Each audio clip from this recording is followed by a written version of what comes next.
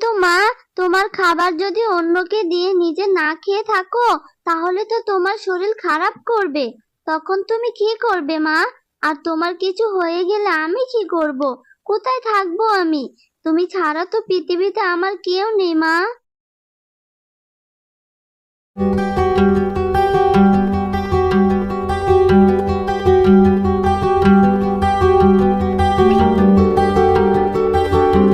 ব্যাপার সুজন ভাই, তুমি এই রোদের মধ্যে এখানে কি করছো?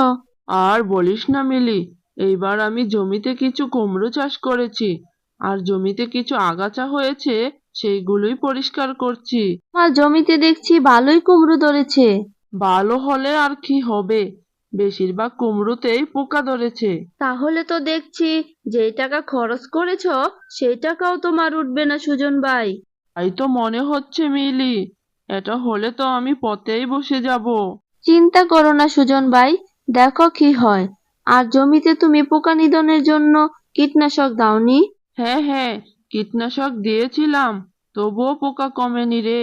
ও আচ্ছা, দেখো কি হয়। আমি এখন বাড়ি যাই সুজন ভাই, আমার মেয়েটা আবার আমার জন্য অপেক্ষা করে আছে। ঠিক আছে মিলি, তুই বাড়িতে চলে যা, আমি জমির আগাছা পরিষ্কার করা হলেই বাড়ি ফিরবো। তারপর মিলি সেখান থেকে বাড়ি চলে আসে। মা, মা, তুমি এসেছো? আরে মা, এই তো এসেছি। জেলিমা, আমাকে একটু পানি দে তো, গলাটা একেবারে শুকিয়ে গেছে রে মা। ঠিক আছে মা, আমি তোমাকে এক্ষুনি পানি দিচ্ছি। তারপর জিলি তার মাকে পানি খেতে দেয়। মা, তোমার চোখ মুখ একেবারে শুকিয়ে গেছে। সারাদিন বুঝি কিছু খাওনি? আসলে জিলি, আজকে কাজে যাওয়ার সময় আমি একজন বুড়িমাকে দেখি ক্ষুধার্ত অবস্থায় রাস্তায় কান্না করছিল। তখন আমি আমার খাবারটুকু বুড়িমাকে দিয়েছি, তাই আর দুপুরে খাওয়া হয়নি। কিন্তু মা, তোমার খাবার যদি অন্যকে দিয়ে নিজে না খেয়ে থাকো, তাহলে তো তোমার শরীর খারাপ করবে। তখন তুমি কি করবে মা? আর তোমার কিছু হয়ে গেলে আমি কি করব? কোথায় থাকবো আমি? তুমি ছাড়া তো পৃথিবীতে আমার কেউ নেই মা। কিছু হবে না রে মা, তুই আমাকে নিয়ে এত চিন্তা করিস না তো, পাগলি মেয়ে। আর বিপদে পড়ে কেউ যদি আমার কাছে সাহায্য চায়, তাহলে আমি কি করে না করি বলতো মা? হয়েছে মা, তোমাকে আর এত মহান হতে হবে না। এইভাবে বেশ কিছুদিন কেটে যায়। একদিন জিলি স্কুলে যাওয়ার সময় দেখতে পায় বাঘ মহাশয় তার ছেলে রকিকে আইসক্রিম কিনে দিচ্ছে। তখন জিলি মনে মনে ভাবতে থাকে, ইস, আমার যদি বাবা থাকতো, তাহলে আমার বাবাও আইসক্রিম কিনে দিত। কিন্তু আমার তো বাবা নেই, কে আমাকে আইসক্রিম কিনে খাওয়াবে? না, আমার বাবা নেই তো কি হয়েছে, আমার মা তো আছে। আমি বরং মাকে বলবো আমাকে আইসক্রিম কিনে দিতে। এসব কথা বলে জিলি স্কুলে চলে যায়। তারপর স্কুল থেকে বাড়ি ফিরে জিলি মাকে বলে, মা, ও মা, তুমি আমার একটা আবদার রাখবে? কি আবদার রে জিলিমা, আমাকে বল, আমি নিশ্চয় তোর আবদার পূরণ করার চেষ্টা করব। তুমি সত্যি বলছো মা? তাহলে আমার জন্য তুমি একটা আইসক্রিম নিয়ে আসবে। আমার না খুব আইসক্রিম খেতে মন চাচ্ছে। ঠিক আছে আমার পাগলি মেয়ে, আমি কাল কাজ করে যে টাকা পাবো তা থেকে তোর জন্য একটা আইসক্রিম কিনে নিয়ে আসবো। এইবার তুই হাত মুখ ধুয়ে খেয়ে নে তো মা। সেই কোন সময় স্কুল থেকে এসেছিস, এখনো সেই বাইরে দাঁড়িয়ে কথা বলছিস? পরের দিন সকালে জিলির মা মিলি কাজে চলে যায়। আর কাজ করতে করতে সন্ধ্যা হয়ে যায়। কি, আজ তো দেখি কাজ করতে করতে সন্ধ্যা হয়ে গেল। আমার তো আবার বাজারে যেতে হবে, আর জিলির জন্য আইসক্রিমও কিনে নিতে হবে। আমার মেয়েটা মনে হয় আমার জন্য অপেক্ষা করে বসে আছে। না, আর দেরি না করে আমি বরং তাড়াতাড়ি বাজারে চলে যাই। তারপর জেলির মা টাকা নিয়ে বাজারের দিকে যেতে থাকে, আর পথের মধ্যে ডাকাতের সম্মুখীন হয়। তোর কাছে যা যা আছে সবকিছু আমাকে দিয়ে দে, না হলে এইখানেই তোকে মেরে শেষ করে দেব, কেউ তোকে বাঁচাতে আসবে না। কে কে কে তুমি? আমাকে এইভাবে ভয় দেখাচ্ছ কেন? এখান থেকে চলে যাও বলছি। আমি হলাম এই জঙ্গলের নাম করা কালু ডাকাত, আর তুই কিনা বলছিস আমাকে চলে যেতে? আমি তোর সাহস দেখে অবাক হয়ে যাচ্ছি। সময় নষ্ট না করে তাড়াতাড়ি তোর কাছে যা আছে আমাকে দিয়ে দে বলছি। তারপর কালু ডাকাতের কথা শুনে জেলির মা অনেক ভয় পেয়ে যায় আর সব টাকা ডাকাতকে দিয়ে দেয়। আর কালু ডাকাত টাকা নিয়ে সেখান থেকে চলে যায়। হে সৃষ্টিকর্তা, এ কি সর্বনাশ হলো আমার! আজকে কাজ করে যে টাকা পেয়েছিলাম তা তো সব ডাকাতি নিয়ে গেল। এখন আমি কি করব? বাজার করব কি দিয়ে? আর আমার মেয়ের পছন্দের আইসক্রিমই বা কিনবো কি করে? আমার মেয়ে যে পথ চেয়ে বসে আছে। হে সৃষ্টিকর্তা, তুমি এটা কি করলে আমার! এইসব কথা বলে মিলি যখন কান্না করছিল তখন রাস্তা দিয়ে বুড়িমা হেঁটে যাচ্ছিল।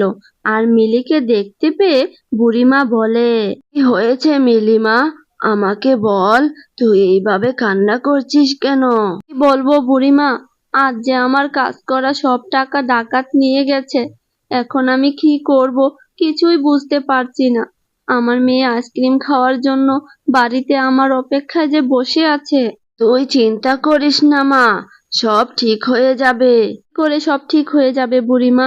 আমি সারাদিন কাজ করে যে কয়টা টাকা পাই তাই দিয়ে তো মেয়ের লেখাপড়া আর সংসার চালাই। আর সেই টাকায় যদি ডাকাত এসে নিয়ে যায় তাহলে কি মন মেজাজ ঠিক থাকে বুড়িমা? আমি সেটা জানি রে মা। শোন, আমি তোকে একটা বীজ দিচ্ছি। তুই এই বীজটা নিয়ে গিয়ে তোর আঙিনায় রোপণ করিস। আর এটা কোনো সাধারণ বীজ নয় রে মা, এটা হলো জাদুর বীজ। বীজটা রোপণ করে যা চাইবি বীজ তোকে সেটাই দিবে। বুড়িমা, বীজ না হয় রোপণ করলাম, কিন্তু আমার মেয়ে যে আইসক্রিম খেতে চাইছে তার কি হবে বুড়িমা? এই যে বললাম, এটা হলো জাদুর বীজ। তুই যা চাইবি বীজ তাই দিবে। তোমাকে অনেক ধন্যবাদ বুড়িমা, তোমার এই ঋণ আমি কখনো ভুলবো না। আরে পাগলি মেয়ে, তোর মনটা অনেক ভালো। তুই সেই দিন নিজে না খেয়ে আমাকে খাবার দিয়েছিস, আর আমি তোর জন্য এইটুকু করতে পারবো না?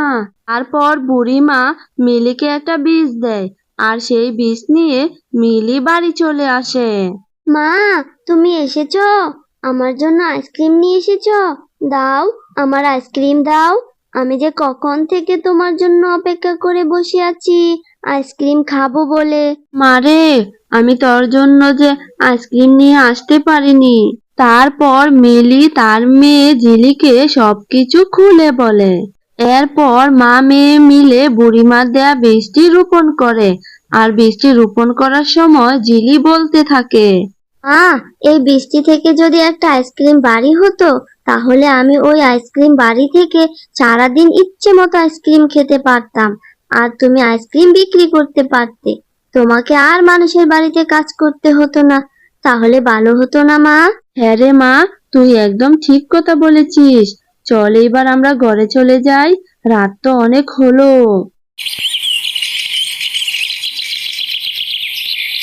পরের দিন সকালে উঠে মা ও মেয়ে দেখতে পায় ঘরের আঙিনায় একটা আইসক্রিম ঘর হয়েছে। কি জিলিমা, আমাদের আঙিনায় আইসক্রিম ঘর এলো কোথায় থেকে? তাহলে কি বুড়িমার কথাই সত্যি হলো? এটা আসলে জাদুর বীজ ছিল?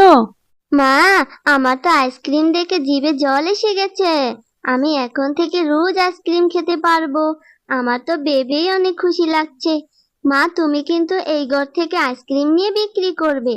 তাহলে তোমাকে আর অন্য বাড়িতে কাজ করতে হবে না। লা লা লা লা, কি মজা!